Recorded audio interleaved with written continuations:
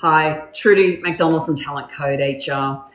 One of the foundations of having high performance teams is to ensure that team members are comfortable and feel psychologically safe engaging in a productive level of conflict. Now, in theory, this sounds wonderful. However, we find that many leaders actually struggle to facilitate this kind of interaction within their teams. And likewise, team members are not often comfortable with how to express themselves without offending others. So I'd like to share with you a few practical tips that can help leaders create an environment where there is a healthy level of conflict.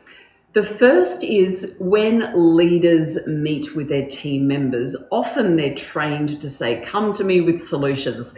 In fact, they may even have had coaching to suggest that they should be encouraging three recommendations rather, and a solution.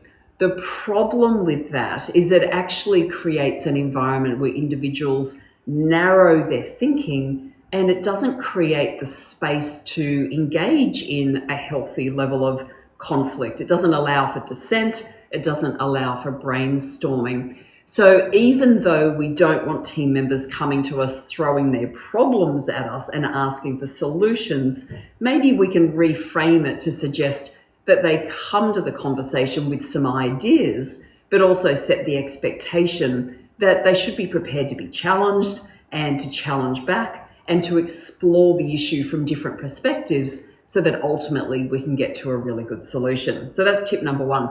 Tip number two is in a team environment, if you're brainstorming a solution to a problem or an idea, what can very quickly happen is what's referred to as groupthink. And that's where everybody gets in line with the common view or the most popular view.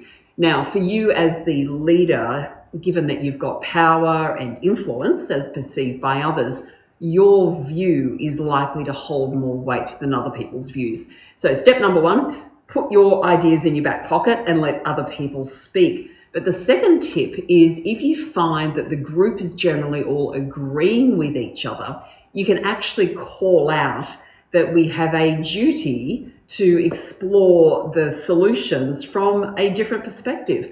And you may even nominate someone in the group to say, "I'd like you to take the lead on shifting the nature of this conversation for the next few moments to introduce an alternative view or to identify what could be wrong with this idea that we're exploring."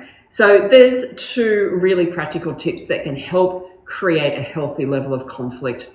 If you're interested in doing some leadership development with your team around the words that they can use and how they can get really comfortable engaging in productive conflict, please don't hesitate to reach out. We would be delighted to have a chat with you.